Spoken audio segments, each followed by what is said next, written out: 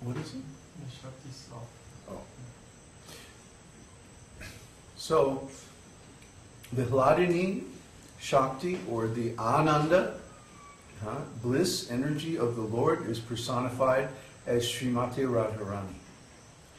And Radharani is like the female aspect of Krishna. She is Krishna himself as his eternal consort. Sometimes people say, well, who is that girl with Krishna? Why is Krishna never alone? Because Krishna is God. He's the supreme enjoyer. So he's never alone. He's always accompanied by his various potencies and his eternal associates. And the chief of those is Srimati Radharani. When Srimati Radharani appears in Vrindavan, in Braja, in Gokula, at first she doesn't open her eyes. And everybody thinks, oh, maybe she's blind. And then, after 2 weeks or so, Krishna comes to visit. And of course, Krishna is still a little baby at this time too, just a few weeks old. And as soon as Radharani hears Krishna's voice, she opens her eyes. And Krishna is the first thing that she sees.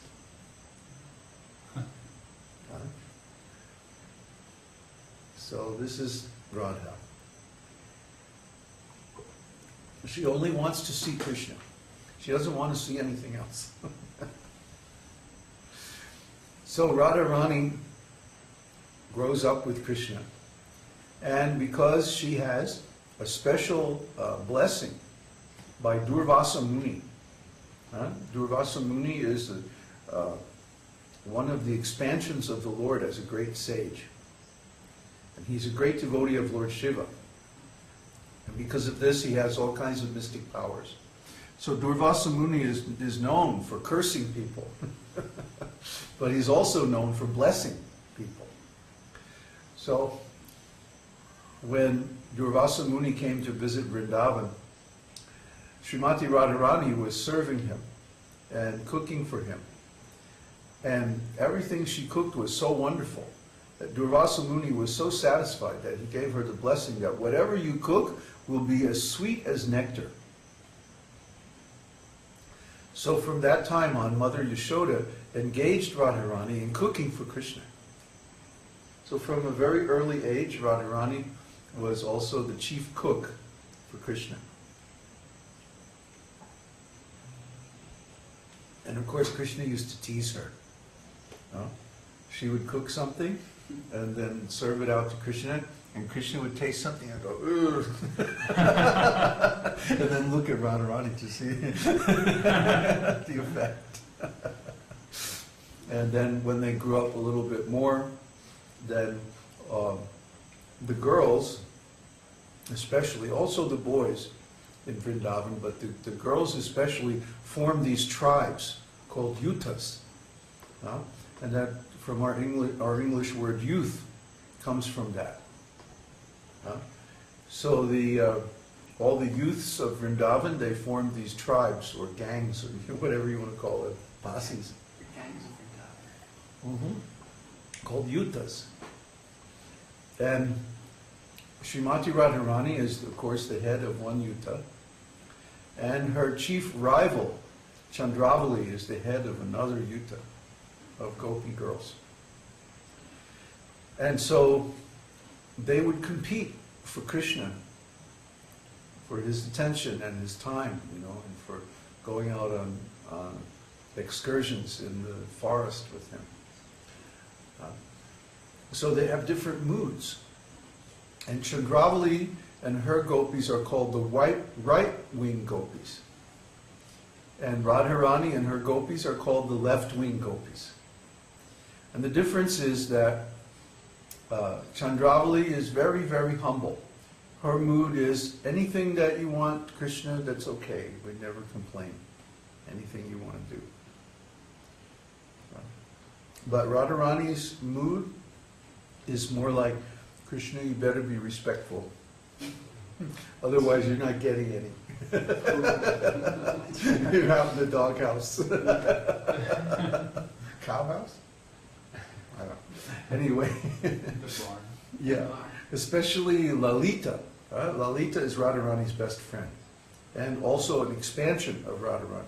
All the principal gopis are expansions of Radharani and different moods. And Lalita, her mood is, Krishna, you better treat Radharani good, or you're gonna regret it. I'm gonna make you suffer. Lalita is very strong like that. And another expansion of Radharani is Tunga Vidya. Tunga Vidya Gopi is the mistress of dancing and music in Vrindavan. And so her engagement is to make many groups of musicians to enhance Radha and Krishna's pastimes by their wonderful sweet music. And then, of course, Radharani is the dancing mistress of everyone in Vrindavan. She teaches everyone how to dance, even Krishna. And the rasa dance is her invention. So we can understand the importance, central importance of Radharani in Krishna's pastimes. Why is this? Because she is the abode of rasa. She has this wonderful conjugal love for Krishna, which is called Mahabhava. Bhava means a mood, or actually, in a deeper sense, it means a state of being. A state of being, a state of consciousness.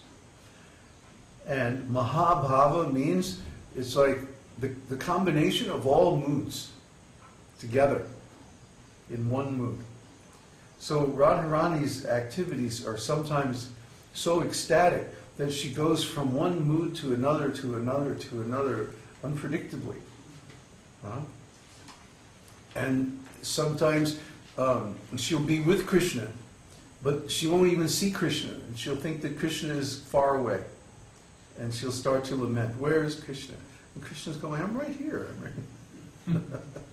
And sometimes she'll be separated from Krishna, but then she'll see Krishna in the form of a tamal tree, a black tree, that grows in Vrindavan. Or she'll see different animals as messengers from Krishna. And there's a famous example when Uddhava was visiting Vrindavan, trying to help the gopis deal with their separation from Krishna. Krishna was in Dwarka. That Srimati Radharani saw a black bee. Now, of course, the black bee, the bumblebees, they go from flower to flower. And they just fly here and there, everywhere in the forest. But Srimati Radharani was so much thinking of Krishna that she saw the bee as a messenger from Krishna. And she said, look at you. You're not satisfied with one flower. You have to go from this flower to the next, to the next, to the next. Why don't you just settle down and stay with one flower? What's wrong with you? You're the unreliable servant of an unreliable master. And this way she was chastising Krishna. And so Uddhava was astonished to see this, because the gopis are so saturated with Krishna consciousness that they can't forget Krishna even for a moment. Even when Krishna, if he mistreats them and goes away and leaves them and apparently doesn't pay any attention to them, still they think of Krishna all the time, day and night. And even if they want to stop thinking of Krishna, they can't. They can't help it, because Krishna is their heart and soul. And Srimati Radharani is the essence, the pinnacle, the topmost worshipper of Krishna.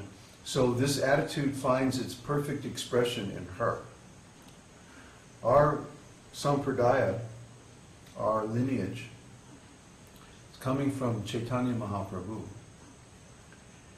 And Lord Chaitanya Mahaprabhu is Krishna himself, but he's called Gaura because he appears in a golden color which is the color of Srimati Radharani. And that means that he also accepts her mood. Why is this? Because Krishna sees Radharani worshipping him in different ways, and because she is the embodiment of the Hladini Shakti, the bliss potency, Ananda Shakti, he sees that, oh, Radharani, my transcendental bliss is complete and ever increasing, but Radharani's transcendental bliss is 10 million times mine.